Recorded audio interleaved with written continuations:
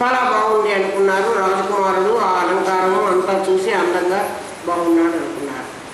వాడికి వేసిన నగలన్నీ చూసి ఒక బందిపోడు దొంగకి ఈ పిల్లవాడిని కాజేస్తే ఆ నగలన్నీ నాకు వస్తాయి కదా అని వాడికి ఆశ పుట్టింది.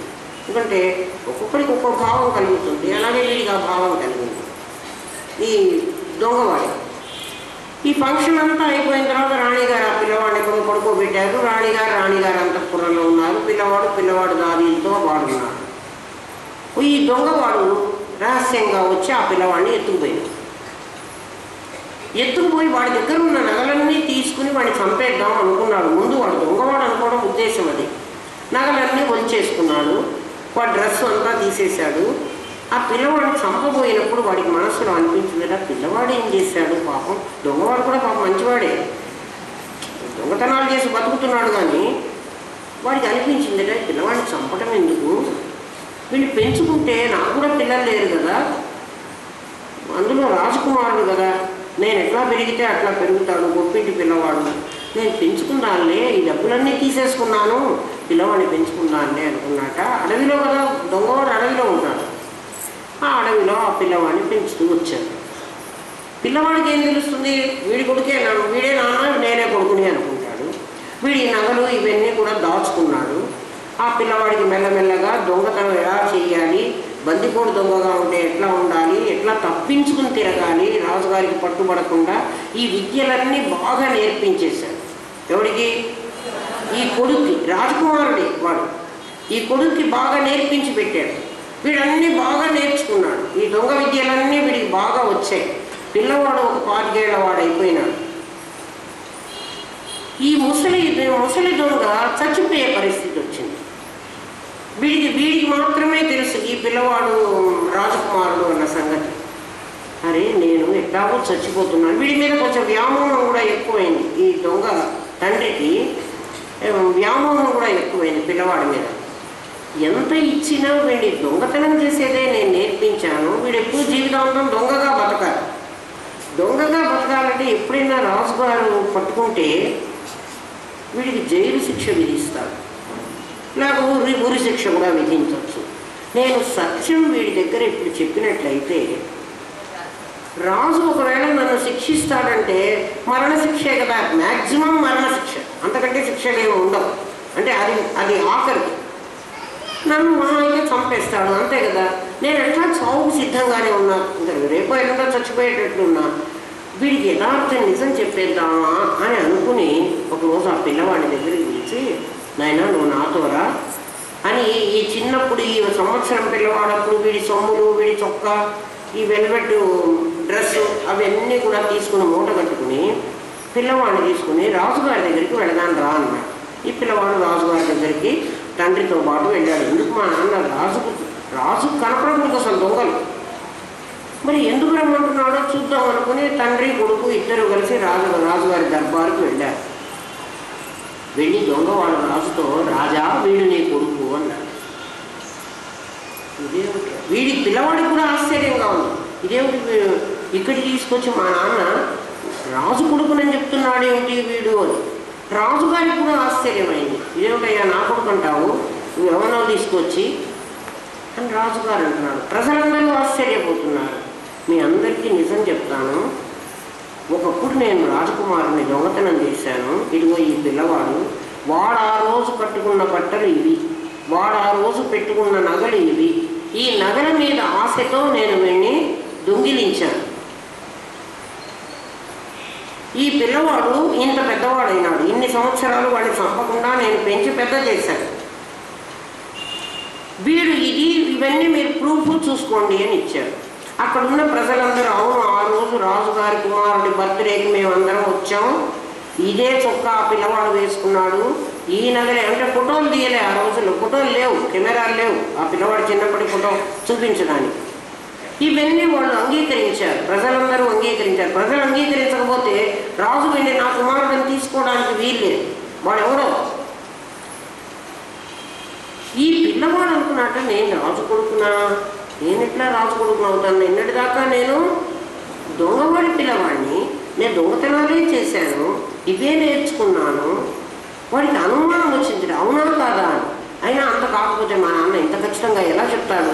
ఖచ్చితంగా నేను రాజు కొడుకునే అయ్యి ఉంటాను, దొంగతనం చేశాడని చెబుతున్నాడు కదా, కాబట్టి నేను రాజకుమారుణ్ణే అనుకోగానే రాజుగారు వీడిని ముందు సింహాసనం మీద కూర్చోబెట్టారు. వీడు ఇంకా రాజ డ్రెస్సులో లేడు. వీడు నా కొడుకు అని తెలిసిన తర్వాత, ప్రజలందరూ అంగీకరించిన తర్వాత, సాక్ష్యాధారంతో రుజువు అయిన తర్వాత ఆ పిల్లవాడిని రాజసింహాసనం మీద కూర్చోబెట్టేశారు. వెంటనే ఎప్పుడైతే వీడిని రాజుని డిక్లేర్ చేశారో, ఛత్రం పట్టేవాడు ఛత్రం పట్టారు, చామరం పెట్టేవాడు చామరం పెట్టారు, కిరీటం పెట్టేవాడు కిరీటం పెట్టారు, రాజుగారి డ్రెస్ అంతా వీడికి వేసేసారు. దొంగవాడి ఇంట్లో ఉన్నప్పుడు వీడు రాజకుమారుడు కాడా?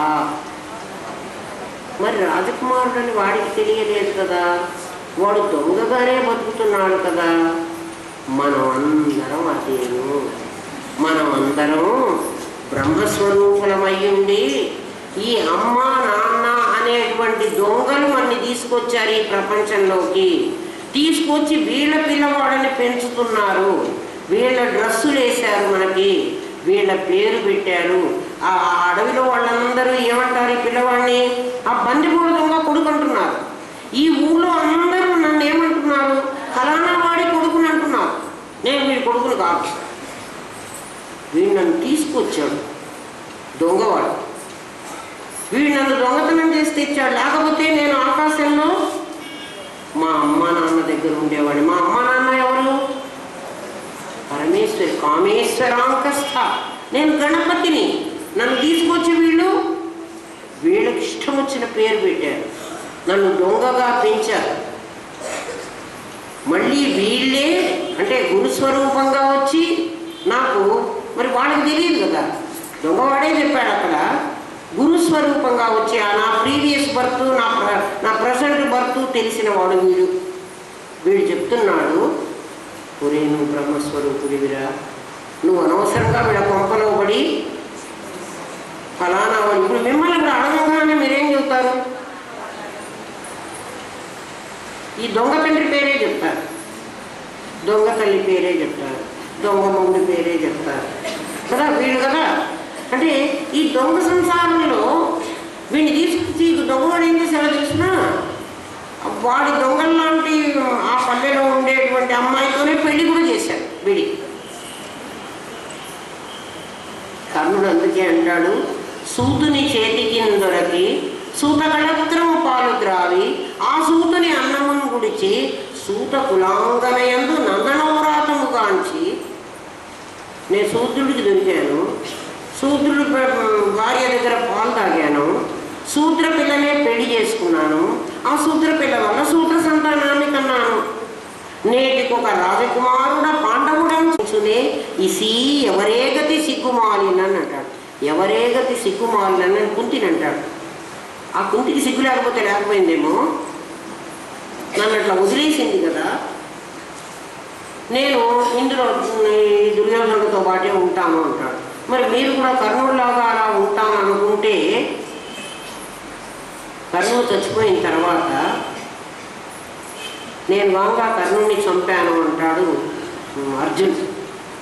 కర్ణుడు వాడిని నేను చంపగలిగాను బావా, నేను చాలా గొప్ప సమర్థుణ్ణి కదా అని అంటే, కృష్ణుడు అంటాడు, అర్జున నువ్వొక్కడివి చంపలేదు కర్ణుడిని, నీ చేతను నా చేతను వరమడిగిన కుంతి చేత వాసవు చేతను ధర చేత శల్యు చేతను అరయంగా కర్ణుడు ఈల్గే 6 చేతను. కర్ణుడు 6 వల్ల చచ్చిపోయినాడ్రా, నువ్వు నేను చంపినే కావాలి.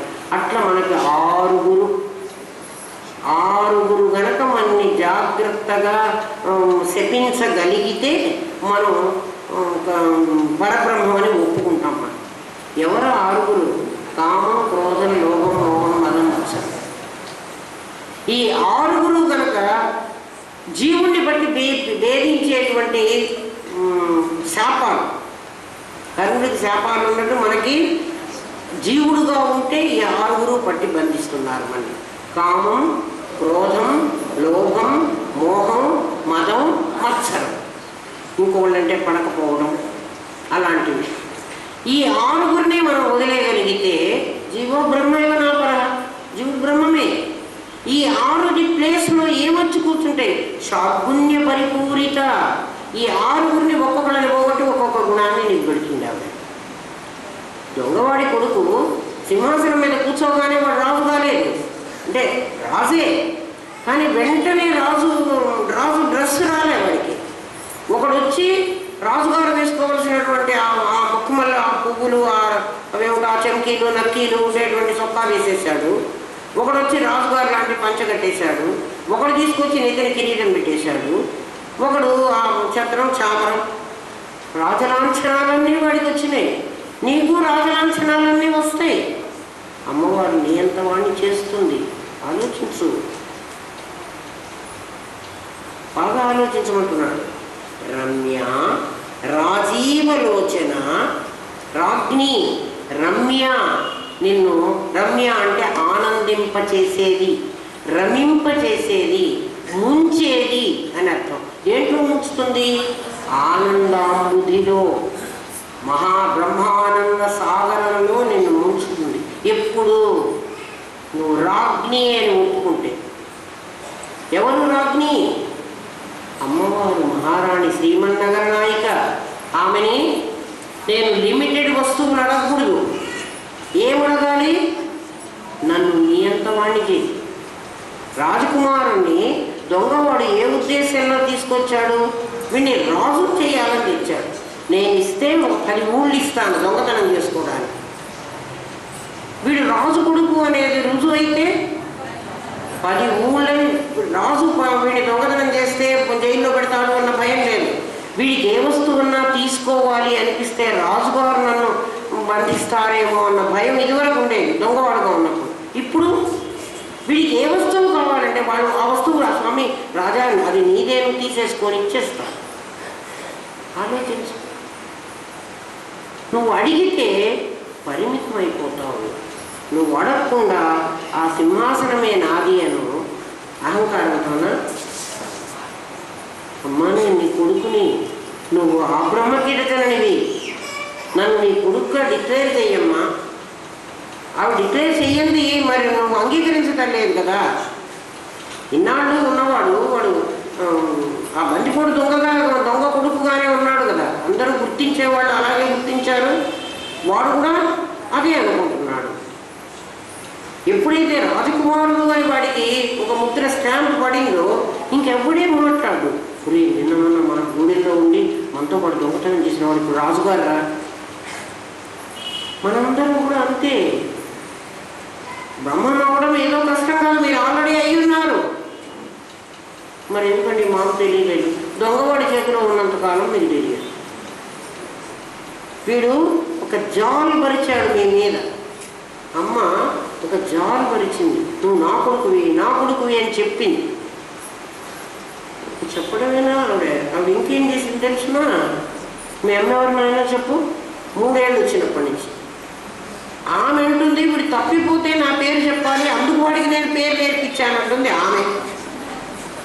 నేను అసలు తప్పే పోను, నీ పేరు ఎందుకు చెప్పావు? తప్పిపోతే కూడా నేను పరమాత్మ సంతానాన్ని నేను చెప్పుకునేవాడిని కదా.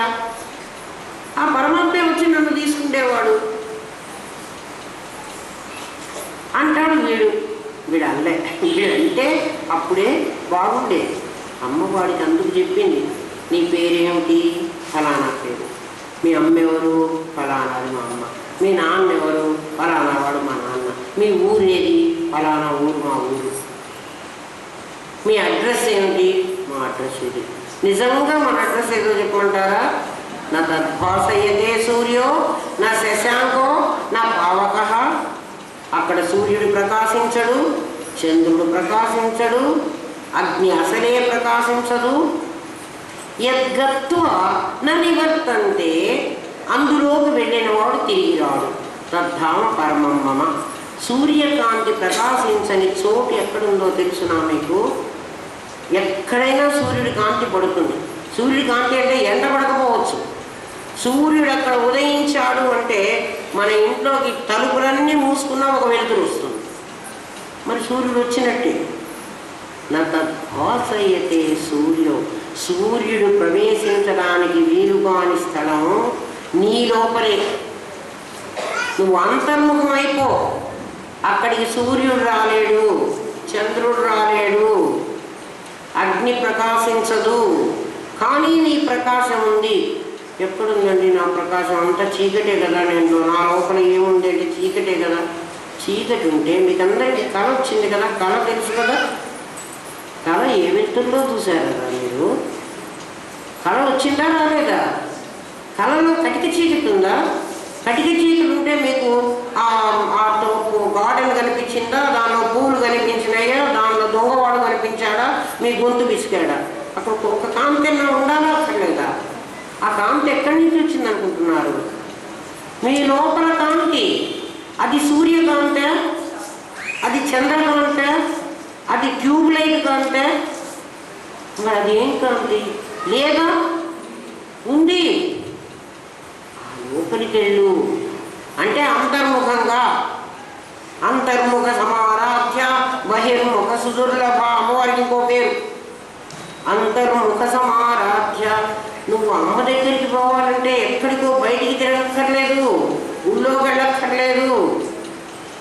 మీ ఇంట్లో, మీ గదిలో, నీ మంచం మీదే కూర్చుని అంతర్ముఖమైపో. నీ లోపలికి నువ్వు వెళ్ళిపో. ఇప్పుడు బయటికి వెళ్ళడం నీకు అలవాటు. మనస్సు ఒక్క క్షణకాలం ఇస్తే బయటికి పోతాను. బయటికి ఎవరి మీదికి పోతుందో తెలుసుకున్నా? విషయాల మీదికి పోతుంది. అన్ని వస్తువులని పట్టుకొని వస్తుంది. ఆ చెత్త చెదారం అంతా తీసుకొచ్చి నేను ఎత్తిలో పెడుతున్నాను. దాంతో నీకు సమస్యలు వస్తున్నాయి.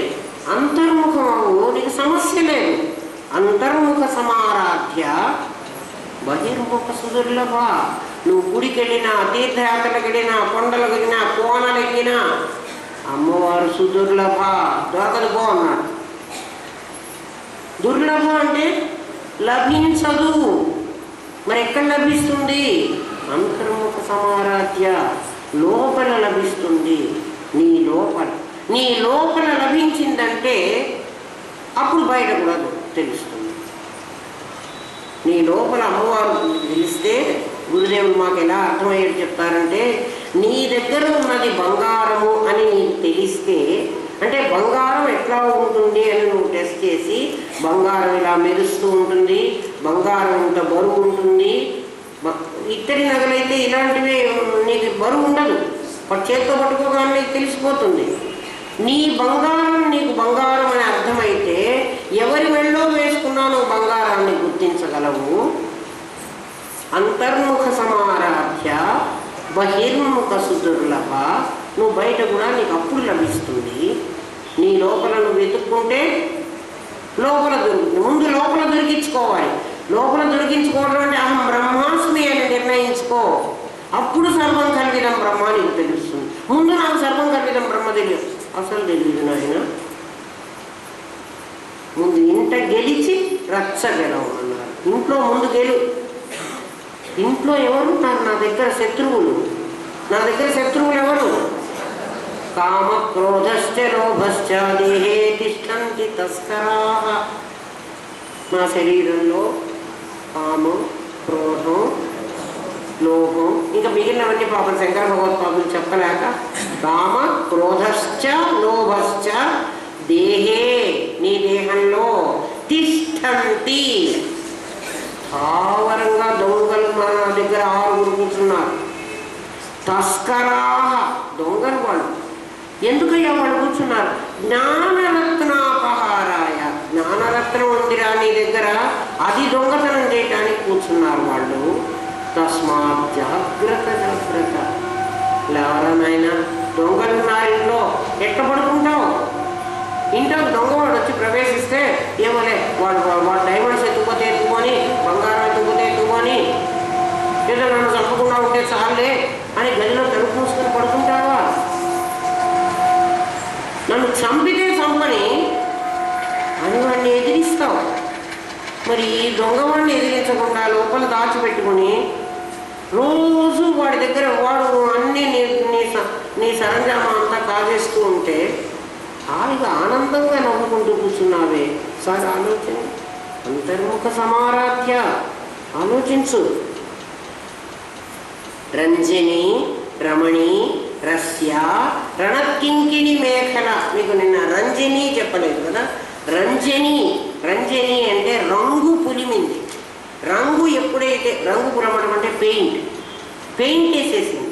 పెయింట్ వేస్తే ఏమవుతుందో తెలిసిన అంతకుముందు ఉన్న రంగు కనపడకుండా పోతుంది. కొత్త రంగు వేసేస్తే అంతకుముందు ఉన్న రంగు కనపడకుండా పోతుంది. ఇది అమ్మ యొక్క తిరోధానం. రంజని ఆమె. రంజని అంటే నీకు పెయింట్ పులిమేసింది. ఏమని?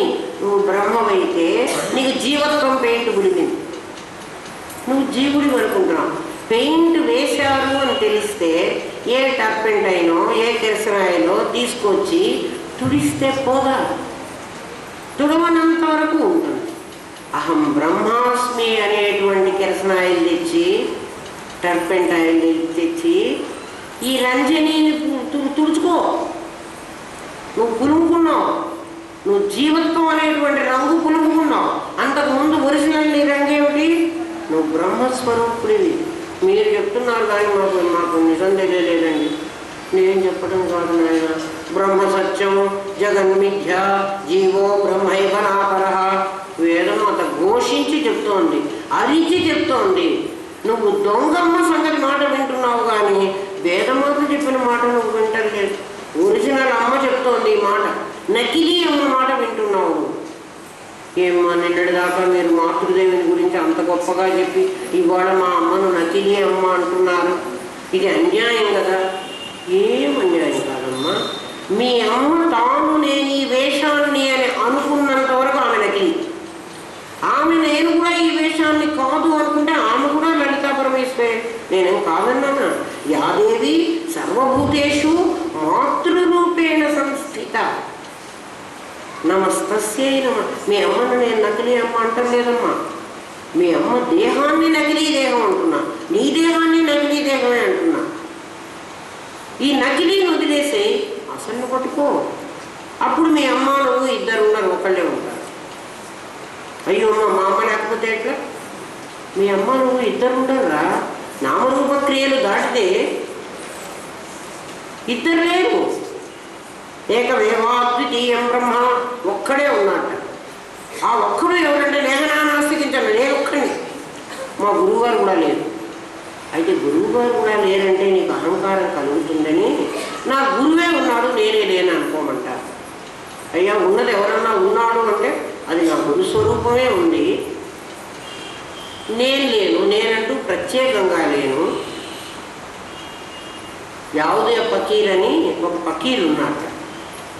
ఆ పకీరు సముద్ర పొట్టులో నడుచుకుంటూ, గుడ్డివాడు పాపం. అంటే గుడ్డివాడంటే అంత బాగా కళ్ళు కనపడవు కానీ కళ్ళు మూసుకుని ఏదో పాటలు పాడుకుంటూ భగవంతుని గురించి ధ్యానం చేసుకుంటూ వెళుతూ ఉండేవాడు ఆ పకీరు. సముద్రం ఒడ్డున అందరి అడుగులు కనిపిస్తూ ఉండేవి. వాడు అనుకుంటూ ఉండేవాట, పరమాత్మ నన్ను కాపాడుతూ నాతో కూడా ఇలా అడుగులు వేసుకుంటూ నువ్వు కూడా నడుస్తున్నావు, నేను కూడా నడుస్తున్నా అంటే దేవుణ్ణి తనకంటే భిన్నంగా అనుకునేవాడు. మన ఇద్దరం నడుస్తున్నావు, నువ్వు నా వెంట నడుస్తున్నావు, నాకు తోడు నీడగా ఉన్నావు అని అనుకుంటూ ఏవో పాటలు పాడుకుంటూ పకీరు పోతున్నాడు. ఒకరోజు వర్షం వచ్చిందిట, ఎవ్వరూ సముద్ర పొడుగు రాలేదు. వీడు ఒక్కడే పోతున్నాడు, ఆకలితో ఉన్నాడు, చాలా బాధపడుతూ నడుస్తూ వెళుతూ ఉన్నట్ట. భగవంతుడిని ఇట్లాగే పాట పాడుకుంటూ ఉన్నట్ట. కింద చూస్తే సముద్ర ఒడ్డున ఎవరి అడుగులు కనిపించలేదు. ఓ దేవుడా, నువ్వు కూడా నన్ను వదిలేశావు. ఇందాళ్ళు నువ్వు నా వెంట వస్తున్నావు అని నేను అనుకుంటున్నాను. నువ్వు నా వెంట రాకుండా చూడు, వెంట వస్తే నా అడుగులు నీ అడుగులు రెండు ఉండాలి కదా. సముద్ర ఒడ్డున అడుగులేవు, మరి నువ్వు కూడా నన్ను వదిలేసావా అని బోర్న ఏడుస్తున్నాట. వాడికి వెంటనే లోపల నుంచి ఒక థాట్ వచ్చింది. దేవుడు లోపల నుంచి వాడితో మాట్లాడుతున్నట్ట. లోపల నుంచే మాట్లాడాలి, బయట నుంచి మాట్లాడేవాడు దేవుడు కాదు. అందుకే చూడండి ఆకాశవాణి అంటారు. అంటే బయట నుంచి మాట్లాడితే దేవుడు లోపల అంతర్వాణి, లోపల నుంచి మాట్లాడాలి. మాట్లాడట యాదవకి, నువ్వేమిట్రా నేను నీ వెంట రాలేదనుకుంటున్నావు, నేనే నిన్ను ఎత్తుకుని నడిచానురా. ఆ అడుగులన్నీ నావి, నువ్వు నా ఒళ్ళో ఉన్నావురా అంటే నేను ఎత్తుకున్నాను. నేను అప్పుడు ఏమైనాడు? ఒక్కడే ఉంటాడు. అట్లా గురువు ఒకడు శిష్యుడు ఒకడు ఇద్దరు ఉండరు. గురుర్నైవ శిష్య చిదానంద రూప శివోహం శివోహం అన్నటువంటి స్థితి నీకు అర్థమైతే గురువు లేడు శిష్యుడు లేడు కాదు, గురువో శిష్యుడో ఒకడు ఉంటాడు. శిష్యుడు నేనున్నాను అనుకుంటే వీడికి అహంకారం కలుగుతుందని నా గురుదేవులే ఉన్నారు. మరి నువ్వెక్కడున్నావురా? నేను ఆయన ఊళ్ళో కూర్చున్నాను. నా గురుదేవులు నన్ను ఎత్తుకున్నారు. నన్ను ఎత్తుకుని ఏం చేస్తారు గురుదేవుడు? అమ్మ ఏం చేస్తుంది? పిల్లవాడు కింద నుంచుంటాడు, వాడు ఇంత ఉంటాడు, అమ్మేమో ఇంత ఉంటుంది. అమ్మ ఏం చేస్తుంది? వంగి ఆ పిల్లవాడిని ఎత్తుకుని ఇక్కడ చంకని పెట్టుకుని వాడి తల తన తల ఈక్వల్గా ఉండేంత చేసుకుంటుంది. అమ్మ ఎప్పుడు ఇక్కడ ఎత్తుకుంటుంది. మీరు చూడండి, పిల్లవాడిని పైకి తీసుకొచ్చుకొని తనంత వాడిని చేస్తుంది. వాడు తనంత వాడు కాకపోయినా అది అమ్మతనం. నిజంగా పరమేశ్వరి అది. ఆ అమ్మ మిమ్మల్ని అందరినీ కూడా అంత వాళ్ళనే చేస్తుంది.